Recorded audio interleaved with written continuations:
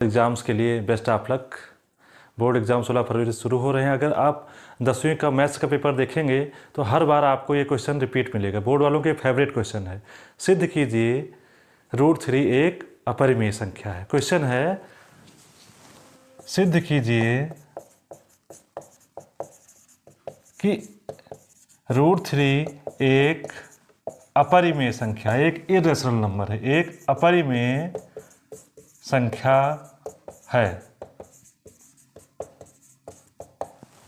Board में ये question लगभग हर बार पूछा जाता है, कभी √2 देकर, कभी √5 देकर, कभी √11 देकर और कभी √7 देकर। ये क्वेश्चन इतना ज़्यादा फेवरेट है कि लगभग हर बार आपको देखने को मिल जाएगा। बहुत ही ईजी क्वेश्चन है, पर इसके पहले हम लोग कुछ अपना बेसिक्स क्लियर कर लेते हैं। संख्याएं दो टाइप की होती हैं। संख्याएं दो टाइप की होती हैं। वास्तविक संख्याएं, वास्तविक संख्याएं, रियल नंबर्स, और काल्पनिक संख्याएं, काल्पनिक संख्याएं, इमेजिनरी नंबर्स।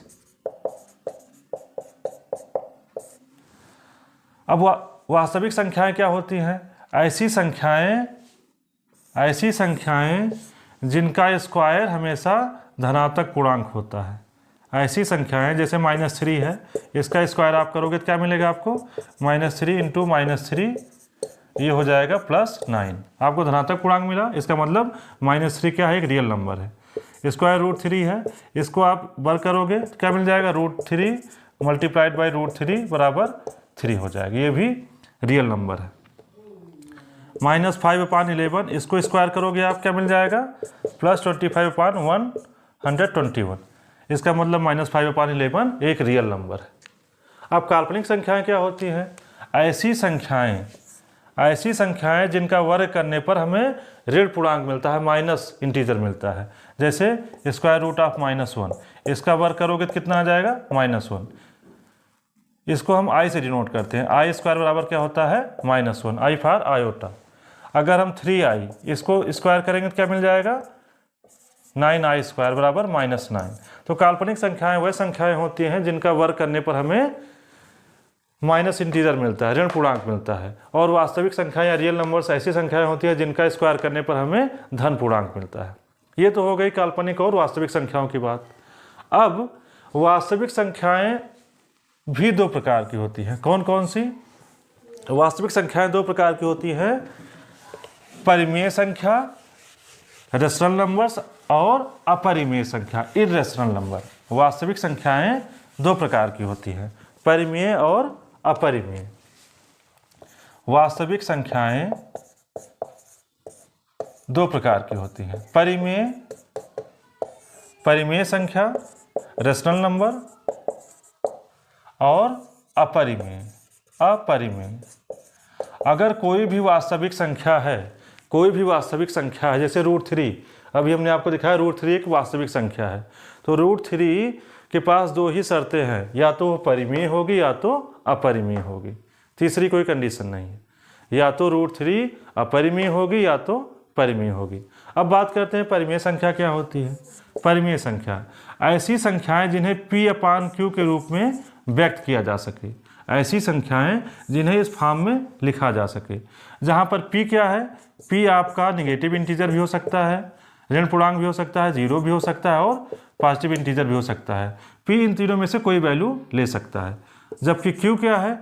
Q सिर्फ निगेटिव इंटीजर हो सकता है या पॉजिटिव इंटीजर हो सकता है, यानी माइनस पूर्णांक हो सकता है या प्लस पूर्णांक हो सकता है। Q जो है 0 के बराबर नहीं हो सकता। अगर Q 0 हो गया तो वो परिमेय संख्या नहीं कहलाएगी। एग्जाम्पल के तौर पे हम देखते हैं 0/1। 0/1 ये क्या है? परिमेय संख्या है। क्यों? क्योंकि यहाँ पर P की वैल्यू 0, कंडीशन फुलफिल है। Q की वैल्यू 1, इसकी भी कंडीशन फुलफिल है। Q जो है या तो पॉजिटिव इंटीजर होगा या निगेटिव इंटीजर होगा। -3/-11, यहाँ पर P की वैल्यू -3 है, निगेटिव इंटीजर हो सकता है P, और Q की वैल्यू -11 है, Q भी निगेटिव इंटीजर हो सकता है। इसलिए क्या है? रेशनल नंबर है, परिमेय संख्या है। तो परिमेय संख्याएं हमेशा P/Q के रूप में लिखी जा सकती हैं। अपरिमेय संख्याएं क्या होती हैं? ऐसी संख्याएं अपरिमेय उसका एंटानिम है। परिमेय का एंटानिम अपरिमेय, रेशनल का इर्रेशनल। तो ऐसी संख्याएं जो पी बाई क्यू के रूप में व्यक्त नहीं की जा सकती हैं, व्यक्त नहीं की जा सकती हैं, पी बाई क्यू के रूप फॉर्म में नहीं लिखी जा सकती हैं, उन्हें हम क्या बोलेंगे? अपरिमेय संख्या। जैसे कि √3, अगर हम इसको √3/1 लिखें तो यहाँ पर q की वैल्यू तो 1 हो गई, पर जो p की वैल्यू है √3, ये ना तो नेगेटिव इंटीजर है, ना जीरो है, ना पॉजिटिव इंटीजर, इसलिए √3 क्या है? एक अपरिमेय संख्या है, एक अपरिमेय संख्या है। अब इसी बात को हमें प्रूफ करना है, इसी बात को हमें प्रूफ करना है कि √3 एक अपरिमेय संख्या है। चलिए, इसे प्रूफ करने से पहले हम लोग परिमेय संख्याओं के बारे में थोड़ा और जान लेते हैं। परिमेय संख्याओं का मानक रूप, स्टैंडर्ड फॉर्म क्या है? मानक रूप, स्टैंडर्ड फॉर्म। कोई भी परिमेय संख्या मानक रूप में कब कही जाती है, कब वो स्टैंडर्ड फॉर्म में होती है? इसके लिए 2 कंडीशंस है। इसके लिए कितनी कंडीशंस है? 2 कंडीशंस है। कोई भी परिमेय संख्या मानक रूप या स्टैंडर्ड फॉर्म में तभी होगी जब वह 2 कंडीशंस फॉलो करे। पहली कंडीशन क्या है? पहली कंडीशन है कि जो q है, जो हर में वैल्यू है, वो पॉजिटिव इंटीजर होना चाहिए। क्या होना चाहिए? Positive integer. और दूसरी कंडीशन है कि p और q सहअभाज्य, सहअभाज्य अर्थात को प्राइम। क्या होना चाहिए? को प्राइम नंबर्स, सहअभाज्य संख्याएं होनी चाहिए। अब ये सहअभाज्य क्या होता है? ऐसी 2 संख्याएं जिनका हाईएस्ट कॉमन फैक्टर अर्थात महत्तम समापवर्तक 1 हो। क्या हो? 1 हो। उन्हें हम क्या बोलते हैं? सहअभाज्य संख्याएं बोलते हैं। क्या बोलते हैं उन्हें हम? उन्हें हम सहअभाज्य संख्याएं बोलते हैं। एग्जाम्पल के तौर पे 5 और 7, 5 और 7 क्या है? सहअभाज्य संख्याएं हैं। क्यों? क्योंकि अगर इनका आप एचसीएफ निकालोगे, इनका हाईएस्ट कॉमन फैक्टर निकालोगे तो 1 होगा। इसी तरह से 9 और 11, 9 और 11 क्या है? को प्राइम है, सहअभाज्य, क्योंकि इनका आप एचसीएफ निकालोगे 1 आएगा। तो कोई भी परिमेय संख्या मानक रूप में या स्टैंडर्ड फॉर्म में तब होती है जब p और q इस तरह से हो कि q पॉजिटिव इंटीजर हो और p और q का हाईएस्ट कॉमन फैक्टर 1 हो, अर्थात p और q सहअभाज्य संख्याएं हो।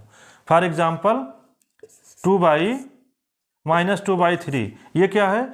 -2/3 आपका मानक रूप में है, स्टैंडर्ड फॉर्म में है। क्यों? क्योंकि यहाँ पर q पॉजिटिव इंटीजर है और 2 और 3 का जो एचसीएफ होगा वो 1 होगा। लेकिन अगर हम कह दें 2/-3, तो 2/-3 मानक रूप में नहीं है। क्यों? क्योंकि यहाँ पर q की वैल्यू निगेटिव इंटीजर है। तो ये तो हो गया परिमेय संख्याओं का मानक रूप। अब हमारे पास सारे वो कॉन्सेप्ट्स आ गए हैं जो इस सवाल को बहुत ही इजीली और बिना कन्फ्यूजन के सॉल्व करने के लिए आवश्यक है। अब हमने वो सारे कंसेप्ट सीख लिए। परिमेय संख्याएं क्या होती हैं, परिमेय संख्याओं का मानक रूप क्या होता है। चलिए, अब इसको अपरिमेय सिद्ध करने के लिए, अपरिमेय प्रूव करने के लिए हम लोग सबसे पहले एज्यूम करेंगे कि यह √3 एक परिमेय संख्या है। हम जस्ट उल्टा एज्यूम करेंगे। हमारी हाइपोथेसिस होगी, हमारी परिकल्पना होगी कि √3 एक परिमेय संख्या है, और फिर हम परिमेय संख्याओं की प्रॉपर्टीज उस पर अप्लाई करेंगे। परिमेय संख्याओं के गुणधर्म, प्रॉपर्टीज हमको अच्छे से पता है।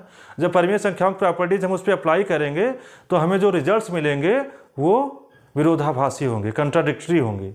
उसी के आधार पर हम कह देंगे कि हमारी परिकल्पना, हमारी हाइपोथेसिस रॉन्ग है, गलत है, और इस तरह से हमारा प्रूफ आसानी से हो जाएगा। तो देखते हैं, माना √3 एक परिमेय संख्या है। अगर √3 एक परिमेय संख्या हमने मान ली तो इसे हम p/q के मानक फॉर्म में लिख सकते हैं। तो लिखेंगे √3 बराबर p/q, जहां p और q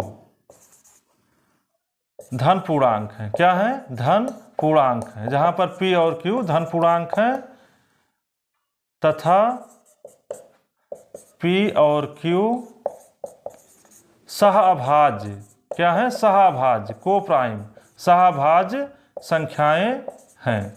क्या है? सहअभाज्य संख्याएं हैं। अब आपको ये बात तो समझ में आ गई होगी कि ये p और q सहअभाज्य संख्याएं हैं क्योंकि ये मानक रूप में है। दूसरी बात भी समझ में आ गई होगी, क्यू धन पूर्णांक है, क्योंकि मानक फॉर्म का ये नियम होता है कि जो क्यू है वो धन पूर्णांक होगा। लेकिन पी को हमने धन पूर्णांक क्यों लिख दिया, पी को पॉजिटिव इंटीजर क्यों मान लिया, ये बात आपको नहीं समझ में आ रही होगी। जबकि पी तो नेगेटिव इंटीजर भी हो सकता है, जीरो भी हो सकता है, पॉजिटिव इंटीजर भी हो सकता है। ऐसा हमने इसलिए लिखा है कि जो √3 है उसकी वैल्यू 1 से बड़ी होती है और 2 से छोटी होती है। √3 1 और 2 के बीच में लाई करता है। क्यों? क्योंकि 1 का स्क्वायर 1 होता है, √3 का स्क्वायर 3 होता है और 2 का स्क्वायर 4 होता है। क्योंकि 3 जो है वह 1 और 4 के बीच में लाई कर रहा है, इसलिए जो √3 होगा उसकी वैल्यू 1 और 2 के बीच में कहीं लाई करेगी। इसका मतलब हुआ कि जो √3 है वो धनात्मक संख्या है, धनात्मक संख्या है, चाहे वो परिमेय हो चाहे अपरिमेय है, तो अपरिमेय, लेकिन हम प्रूव कर रहे हैं अभी। तो धनात्मक संख्या, ये बात हमको पता चल गई। तो अगर √3 धनात्मक संख्या है और इधर q धन पूर्णांक है तो p भी धन पूर्णांक होगा, क्योंकि जब दो धन पूर्णांकों का डिवीजन किया जाता है तो हमें एक धन संख्या मिलती है। ठीक है, जब धन पूर्णांकों का डिवीजन किया जाता है तो हमें एक पॉजिटिव नंबर मिलता है। तो इसीलिए हमने लिख दिया है कि यहाँ p और q दोनों धन पूर्णांक हैं और p और q सहअभाज्य संख्याएं हैं। चलिए, ये बात क्लियर हो गई। अब आगे हम बढ़ते हैं अपने प्रूफ की तरफ। यहाँ पर हम दोनों पक्षों का स्क्वायर कर देंगे, हमें एक समीकरण मिल गया है। तो दोनों पक्षों का वर्ग करने पर दोनों पक्षों को वर्ग करने पर क्या मिल जाएगा हमें, √3 square equal to p divided by q square. इसको सॉल्व करेंगे तो मिल जाएगा 3 equal to p square divided by q square. Clear है इतना? उसके बाद इसको हम इधर पक्षांतर करेंगे तो ये हो जाएगा 3q square, p square equal to 3q square. कितना हो जाएगा, p square equal to 3q square. इसको हम समीकरण 1 बना लेते हैं। क्या बना लेते हैं? समीकरण 1। अब अगर हम इसको फर्दर सॉल्व करते हैं, आगे सॉल्व करते हैं, तो हमें मिल जाएगा p square divided by 3 equal to q square. अब यहाँ पर ध्यान दीजिएगा, q आपका धन पूर्णांक है। q क्या है आपका? q आपका धन पूर्णांक है, तो q स्क्वायर भी धन पूर्णांक होगा, जाहिर सी बात है। तो यहाँ पे हम लिख सकते हैं p square divided by 3 equal to धन पूर्णांक, एक पॉजिटिव इंटीजर। इसको हम और अगर एक्सपेंड करके लिखें तो ये हो जाएगा p/3 इंटू p बराबर धन पूर्णांक, एक पॉजिटिव इंटीजर। अब यहाँ पर ध्यान दीजिएगा, p आपका पॉजिटिव इंटीजर है, धन पूर्णांक है, तो p/3 भी आपका धन पूर्णांक होगा। क्यों? क्योंकि दो धन पूर्णांकों गुणा धन पूर्णांक होता है, तो गुणनफल धन पूर्णांक है। एक पूर्णांक भी आपका धन पूर्णांक है तो दूसरा पूर्णांक अपने आप धन पूर्णांक हो जाएगा। तो यहाँ से मिल जाएगा p/3 इक्वल टू धन पूर्णांक। अगर p/3 धन पूर्णांक हो गया, अर्थात हम p को 3 से डिवाइड कर रहे हैं तो हमें धन पूर्णांक मिल रहा है, अर्थात रिमाइंडर आपका 0 मिल रहा है। इससे क्या प्रूफ हो गया कि p 3 से पूर्णतः विभाज्य है, p 3 से पूर्णतः विभाज्य है। इसका मतलब हुआ कि हम p को क्या लिख सकते हैं, p बराबर 3m लिख सकते हैं। यम यहाँ पे क्या है, यम एक धन पूर्णांक है। यम क्या है, एक धन पूर्णांक। p को हम 3 इंटू एक धन पूर्णांक लिख सकते हैं कि नहीं भाई? जब p 3 से पूर्णतः विभाज्य है तो हम ऐसा लिख सकते हैं।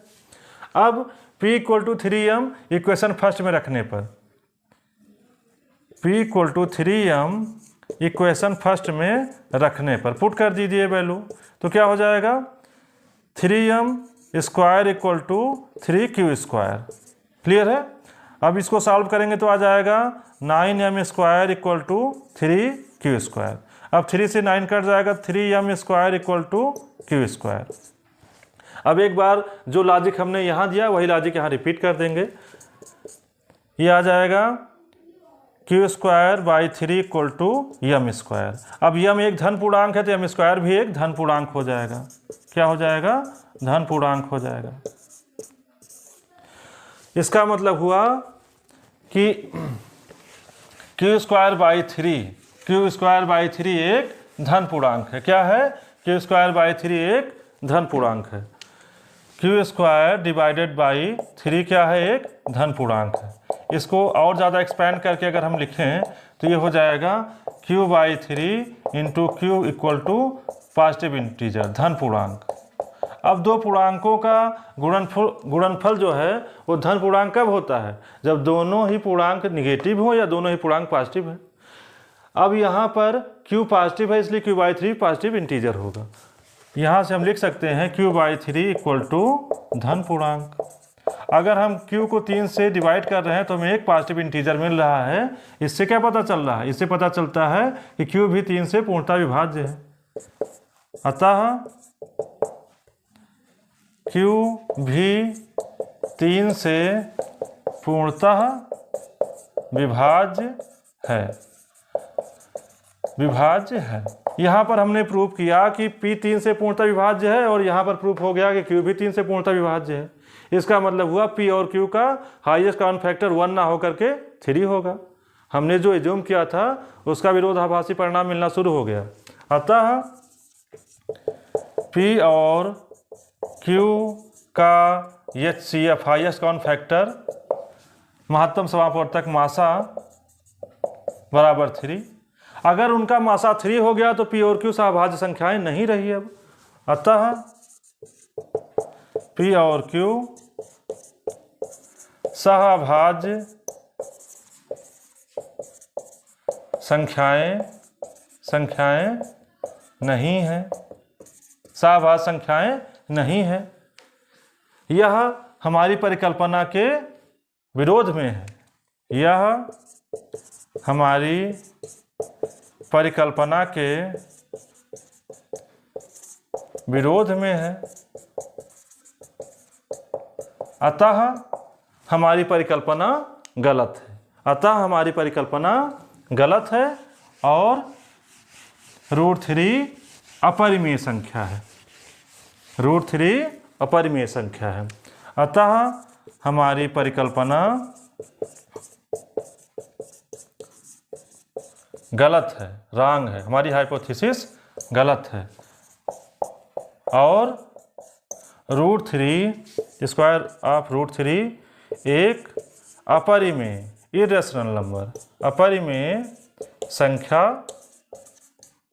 है। आपने देखा कि बहुत ही सिंपल लॉजिक के थ्रू बिना किसी कंफ्यूजन के हर एक स्टेप को क्लियर करते हुए बहुत ही आसानी से प्रूव हो गया कि √3 एक अपरिमेय संख्या, एक इर्रेशनल नंबर है। अब इस सवाल में कभी कभार आपको √3 के बजाय √2 दे देंगे, √5 दे देंगे, √7 दे देंगे, √11 दे देंगे। सारा फॉर्मेट यही रहेगा। बस यहाँ पे जो नंबर्स हैं 3 की जगह 2 हो जाएगा, 5 हो जाएगा, 7 हो जाएगा, 11 हो जाएगा। बहुत ही आसानी से आप इस सवाल को कॉपी में नोट डाउन करके अच्छे से समझ लीजिए। बोर्ड में आपको बहुत ही हेल्प मिलेगी।